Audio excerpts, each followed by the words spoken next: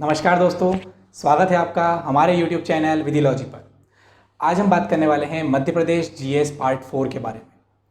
इसके पहले जो 3 पार्ट हमने देखे, उसके अंदर हमने देखा कि मध्य प्रदेश का कॉन्स्टिट्यूशन कैसे हुआ है, यहाँ पर जो राजनीतिक व्यवस्था है वो क्या है, जैसे कि लोकसभा सीटें कितनी हैं, राज्यसभा सीटें कितनी हैं, विधानसभा सीटें कितनी हैं और किस जगह से क्वेश्चन बन सकते हैं एग्ज़ाम में। उसके साथ ही जो दूसरे पार्ट थे उसके अंदर हमने देखा कि मध्य प्रदेश के अंदर जो वन संपदा है, यहाँ की जलवायु क्या है, इन सभी के बारे में हमने बात की। उसके बाद जो लास्ट लेक्चर था उसके अंदर हमने बात की मध्य प्रदेश के अंदर पर्वत और नदियों के बारे में।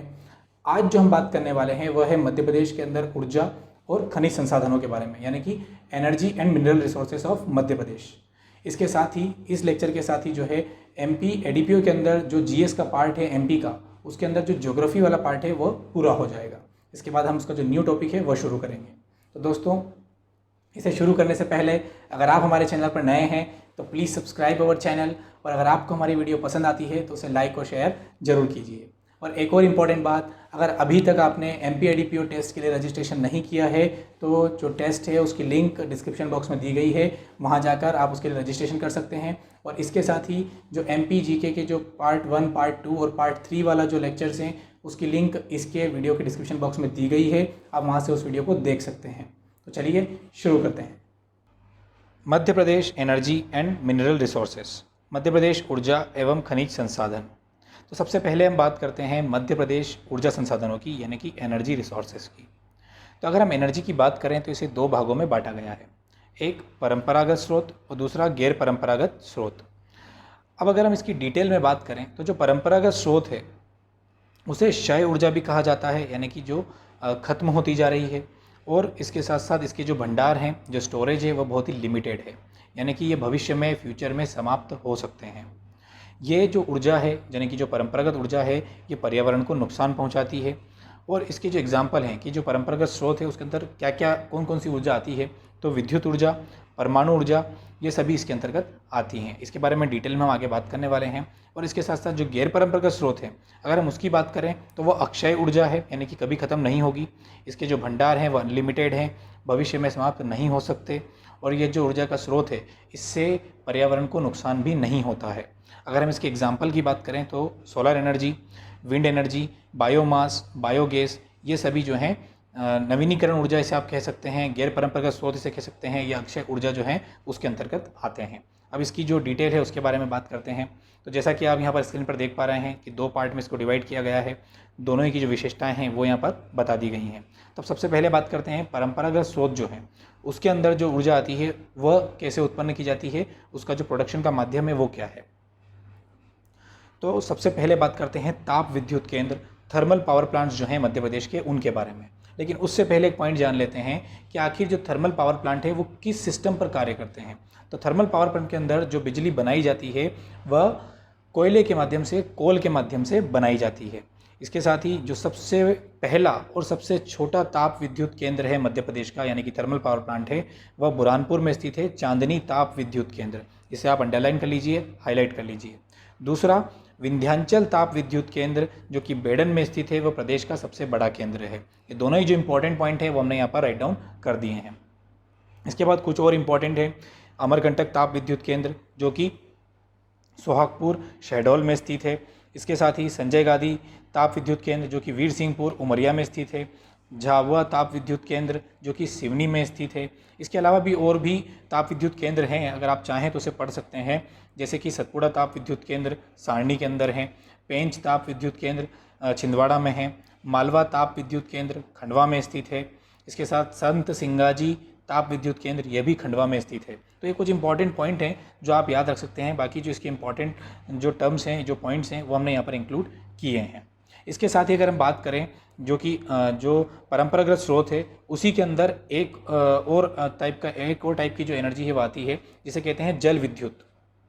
तो जो जल विद्युत केंद्र हैं, यदि हम उनकी बात करें तो वह जो है जो नदी परियोजनाएं हैं उनके अंतर्गत आते हैं। जैसे कि हमने जब नदियों के बारे में जो लेक्चर था उसमें देखा था कि जो चंबल नदी है उसके ऊपर जो परियोजनाएं हैं, नर्मदा नदी के ऊपर जो परियोजनाएं हैं, तो उन परियोजनाओं से तात्पर्य यही है कि जो बांध जो वहाँ पर बनाए जाते हैं उनके माध्यम से वहाँ पर जो है जल के माध्यम से बिजली का उत्पादन होता है। तो अगर हम बात करें कि जल विद्युत केंद्र के अंदर कौन सी परियोजनाएं महत्वपूर्ण हैं, तो चंबल नदी के अंदर अगर हम बात करते हैं तो गांधी सागर जल विद्युत केंद्र, इसके साथ साथ राणा प्रताप सागर और जवाहर सागर, ये तीनों ही चंबल नदी पर जो हैं बने हुए हैं।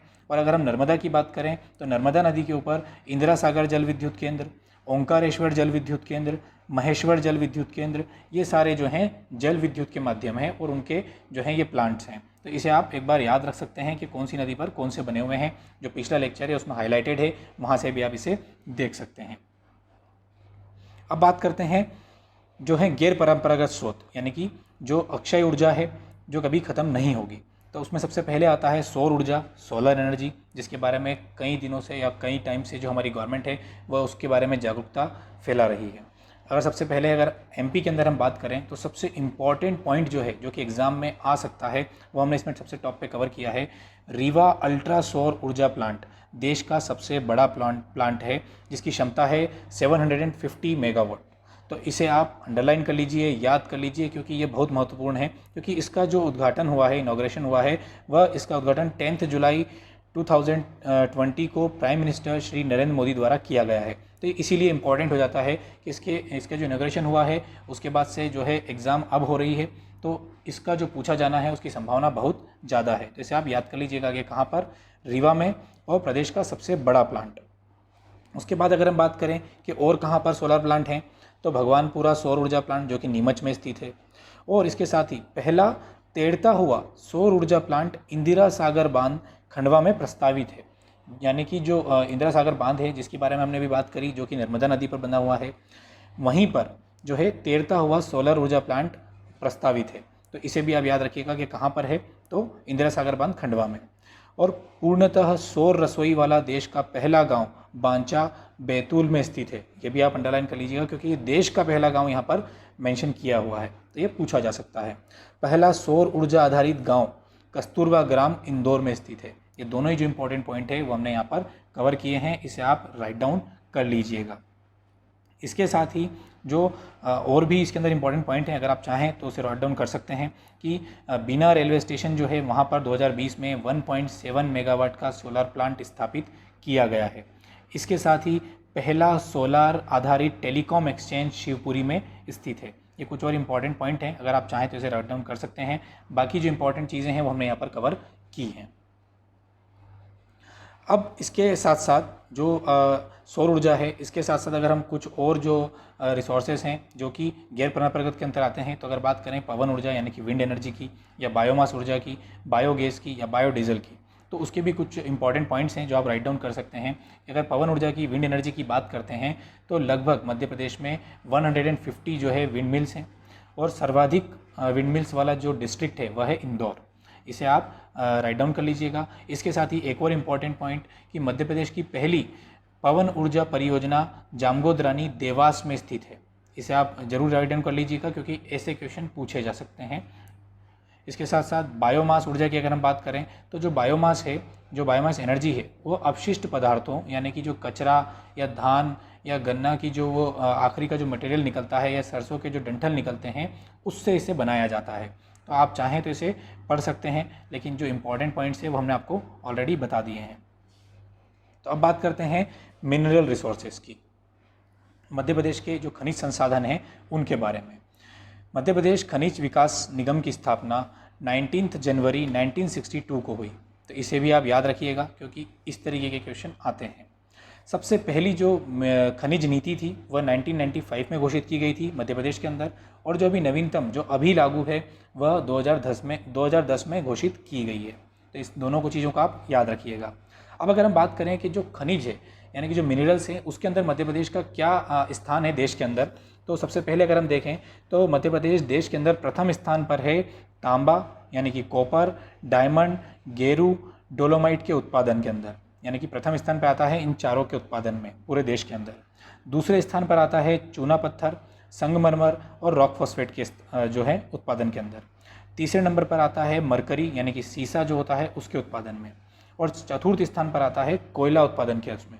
तो ये चारों ही जो इंपॉर्टेंट पॉइंट हैं ये आपको याद रखने हैं। इनमें भी जो मोस्ट इंपॉर्टेंट है वो तांबा, हीरा और डोलोमाइट या फिर कोयला उत्पादन, इन दोनों चीज़ों से रिलेटेड जो क्वेश्चन हैं वहाँ पूछे जाते हैं।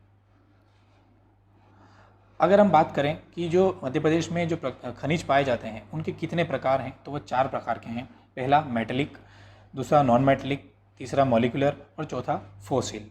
अगर मेटलिक और नॉन मेटलिक की बात करें तो जो एग्जांपल्स में हमने देखे, जैसे कि मेटल की अगर हम बात करते हैं तो तांबा, manganese, gold, iron, tungsten, bauxite, tin, ये सब जो हैं मेटलिक के अंदर आते हैं। अगर हम नॉन मेटलिक की बात करते हैं तो इसके अंदर रॉक फॉस्फेट, डायमंड, ग्रेफाइट या चूना पत्थर आता है। तीसरे नंबर पर आता है आणविक, मॉलिक्यूलर। इसके अंदर जो मिनरल है वह है यूरेनियम।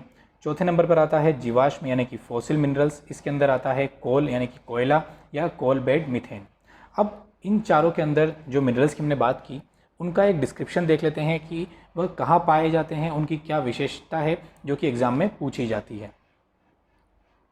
सबसे पहले तांबा, कॉपर जो है वह बालाघाट, छिंदवाड़ा में पाया जाता है और इसके लिए जो सबसे फेमस जगह है मलाजखंड जो कि बालाघाट ज़िले में स्थित है, उसे तांबा नगरी भी कहा जाता है, तो इसे आपको याद रखना है। दूसरे नंबर पर बात करें मैंगनीज़ की, तो यह भी बालाघाट, छिंदवाड़ा ज़िले में पाया जाता है और जो इसकी खान है भरवेली, एशिया की सबसे बड़ी संचित खान है, तो इसे भी आपको याद रखना है और यह धारवाड़ चट्टानों में पाया जाता है। तीसरे नंबर पर गोल्ड, यह 3 जगहों पर पाया जाता है, सीधी, कटनी और सिंगरौली ज़िले में। अब इनके अंदर जो पर्टिकुलर जगह है उसके बारे में भी यहाँ पर मेंशन किया है, मझौली, इमलिया और चकरिया, तो ये तीनों आप याद रख सकते हैं। चौथे नंबर पर आता है आयरन, यह स्लिमनाबाद, कटनी में पाया जाता है और कैम्ब्रियन युग की जो चट्टानें हैं वहाँ पर यह पाया जाता है। फिर आता है टंगस्टन जो कि होशंगाबाद में पाया जाता है और उसके अंदर भी अगर हम स्पेसिफिक बात करें तो आगर गांव के अंदर, और इसका जो उपयोग है वह बल्ब के फिलामेंट बनाने में होता है, तो ये आप यहाँ पर याद रख सकते हैं। बात करें डोलोमाइट की तो यह जो है झाबुआ अलीराजपुर में पाया जाता है। अगर इसकी विशेषता की बात करें तो ये एक मैग्नीशियम का ही एक अयस्क है या इसको एक मैग्नीशियम का और आप बोल सकते हैं। तो ये जो सारे इंपॉर्टेंट हैं वो यहाँ पर कवर किए गए हैं। डायमंड, मध्य प्रदेश भारत का सबसे बड़ा हीरा भंडारण क्षेत्र तथा हीरा उत्पादक राज्य है, तो यह आपके लिए इम्पोर्टेंट हो जाता है। अगर पूछा जाए कि सबसे बड़ा हीरा भंडारण क्षेत्र यानी कि स्टोरेज कहाँ पर होता है, तो जो है मध्य प्रदेश में, और सबसे बड़ा उत्पादक राज्य भी मध्य प्रदेश है। बात करें इसके उत्पादन में मध्य प्रदेश का कौन सा एरिया जो है नामांकित है, तो उसमें पन्ना, सतना और छतरपुर। फिर आता है यूरेनियम, यह शहडोल में पाया जाता है, यानी कि सिर्फ एकमात्र जगह है जहाँ पर यूरेनियम पाया जाता है, तो वह कौन सा है, शहडोल। इसे ही आपको यहाँ पर याद रखना है। इसके बाद आता है कोयला, कोल, जैसे कि सबसे इम्पॉर्टेंट है। इसके बारे में मैंने आपको बताया कि देश का चौथा सबसे बड़ा राज्य है मध्य प्रदेश जो कि कोयला उत्पादन में, तो उसके बारे में अगर हम बात करें तो मध्य भारत और सतपुड़ा क्षेत्र, ये 2 क्षेत्र हैं जो कि मैप में हमने आपको बताए हुए हैं।